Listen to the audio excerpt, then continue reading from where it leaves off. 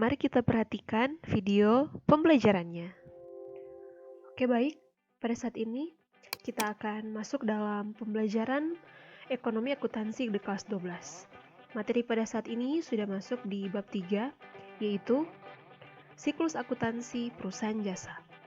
Nah, tujuan pembelajaran dalam pembelajaran kita saat ini yaitu pertama, mampu menjelaskan karakteristik perusahaan jasa, menjelaskan tahap pencatatan akuntansi pada perusahaan jasa, menjelaskan tahap pengiktisaran akuntansi pada perusahaan jasa, dan menjelaskan tahap pelaporan akuntansi pada perusahaan jasa.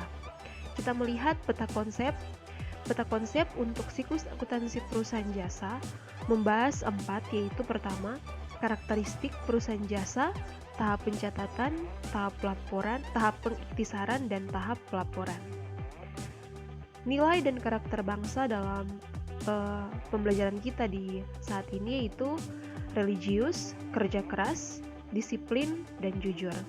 Kata kuncinya yaitu pertama, akun nominal, akun real, bukti transaksi, jurnal umum, memo antar bagian, nota debit, nota kredit, akrual, amortisasi, deferral, depresiasi, jurnal penyesuaian, kertas kerja, neraca saldo, laporan arus kas, laporan laba rugi, laporan perubahan ekuitas, jurnal pembalik, dan jurnal penutup. Kita lihat di sini untuk siklus akuntansi perusahaan jasa. Nah, dimulai dari pertama, bukti transaksi.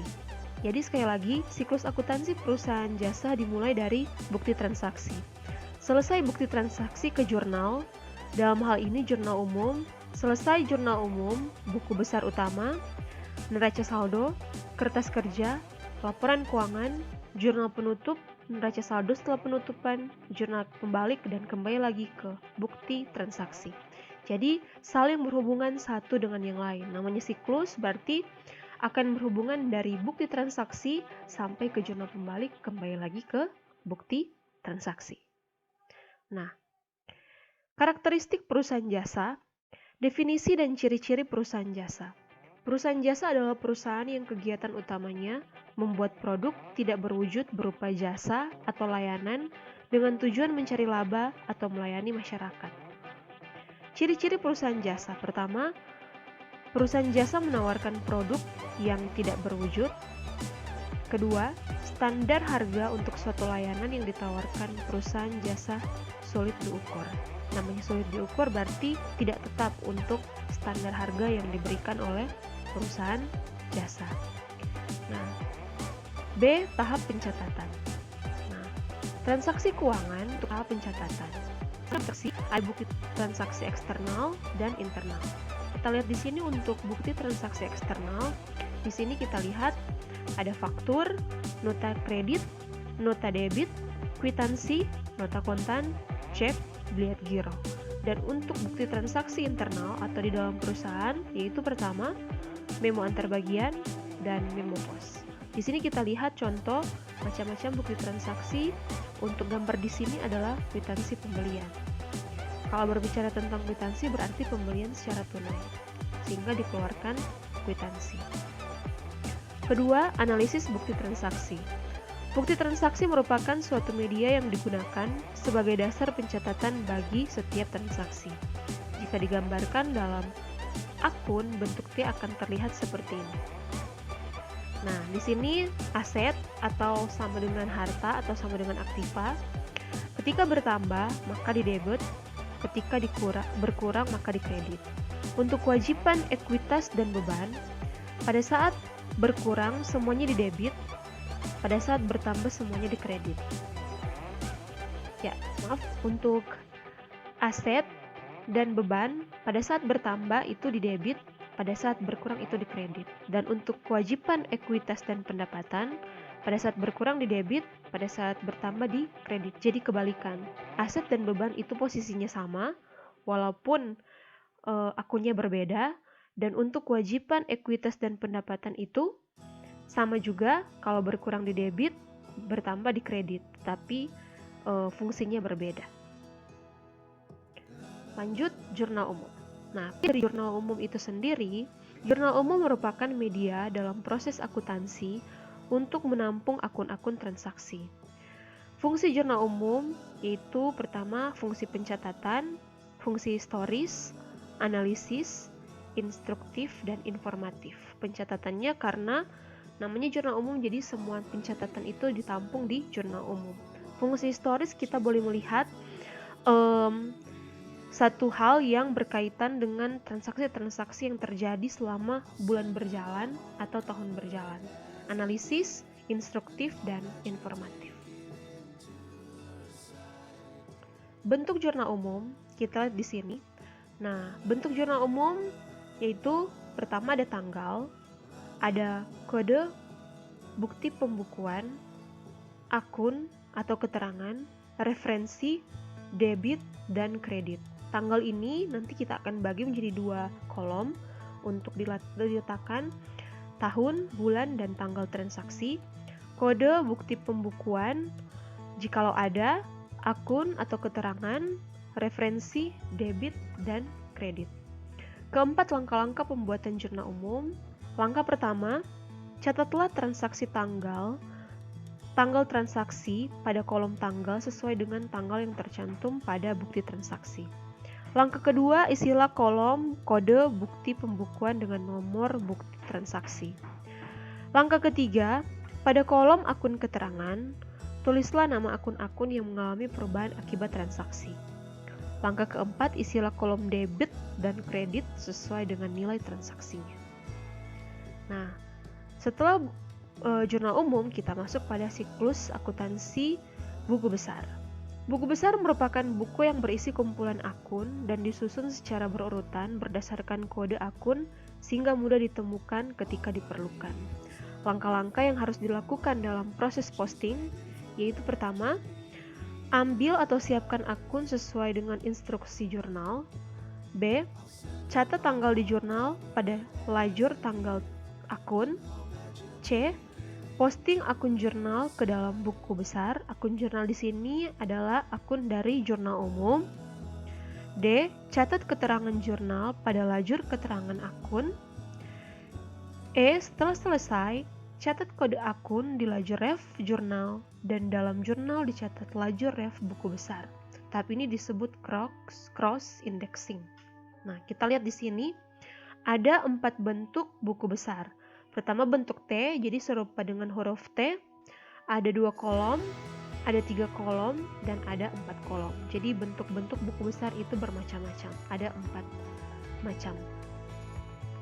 Nah, masuk pada tahap pengiktisaran. Tahap pengiktisaran di sini pertama neraca saldo. Jadi selesai buku besar, kita masuk ke neraca saldo. Pengertian dari neraca saldo itu sendiri. Neraca saldo adalah daftar yang memuat seluruh saldo dari akun-akun yang terdapat dalam buku besar. Kedua, bentuk neraca saldo.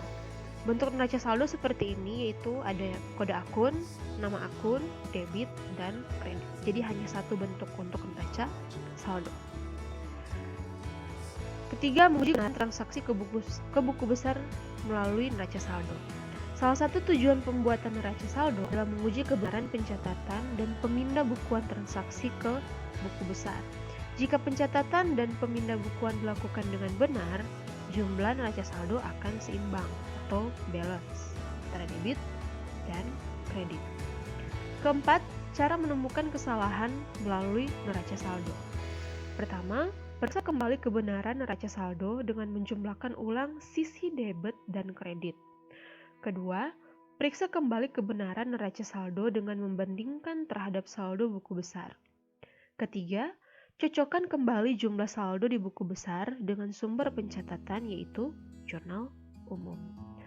Keempat, teliti kembali kebenaran pencatatan transaksi pada jurnal. Nah, ini adalah bentuk saldo.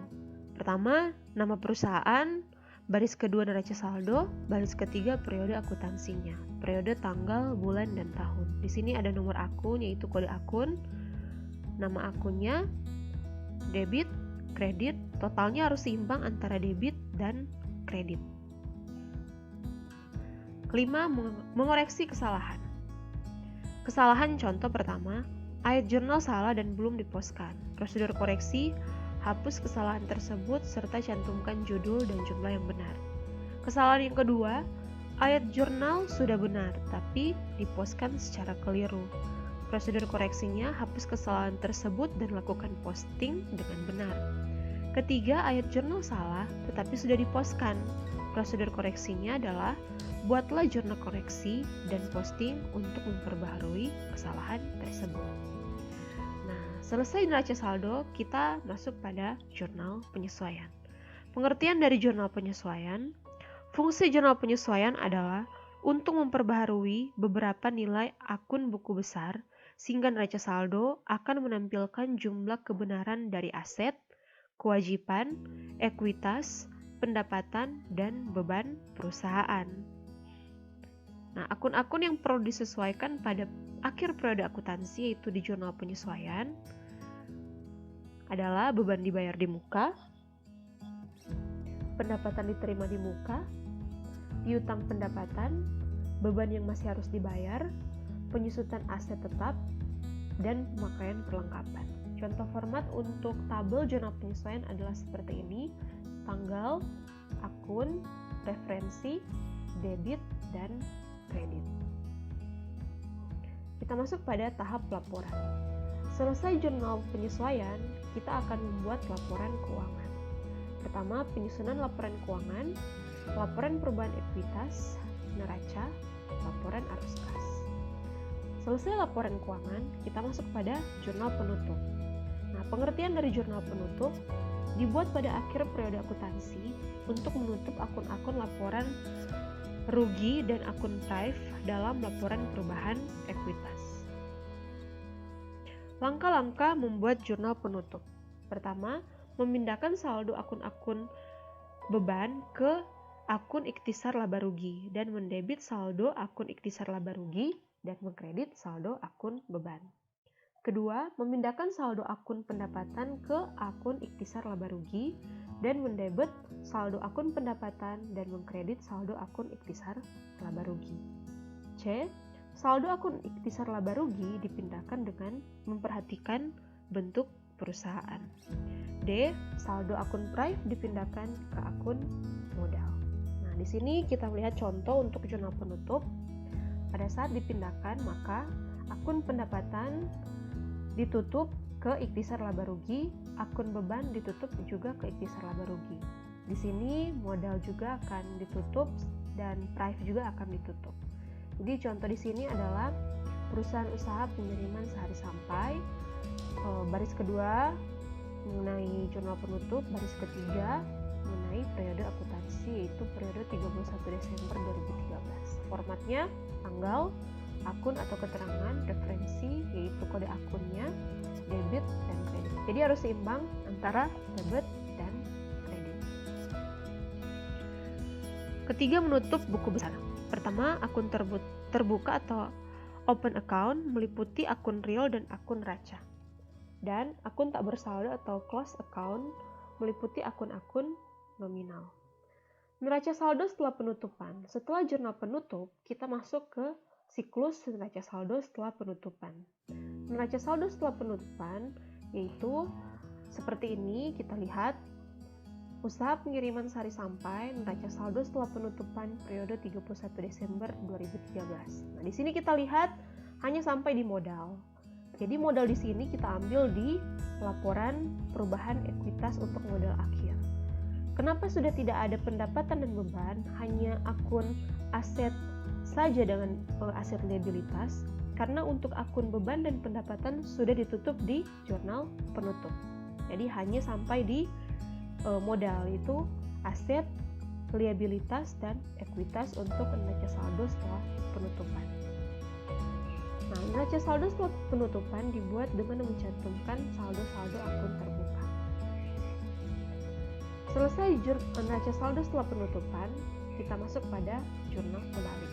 Tujuan pembuatan jurnal pembalik adalah untuk memudahkan pencatatan transaksi pada awal periode laporan berikutnya.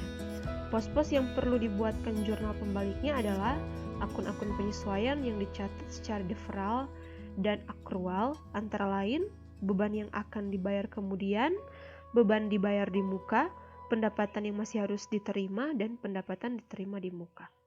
Nah, Kita lihat untuk contoh jurnal pembalik yang tidak akan digunakan dan jurnal pembalik yang akan digunakan. Seperti ini. Nah, hanya membalikan untuk jurnal penyesuaiannya saja. Ya, demikian untuk video pembelajaran. Demikian video pembelajaran. Tuhan memberkati.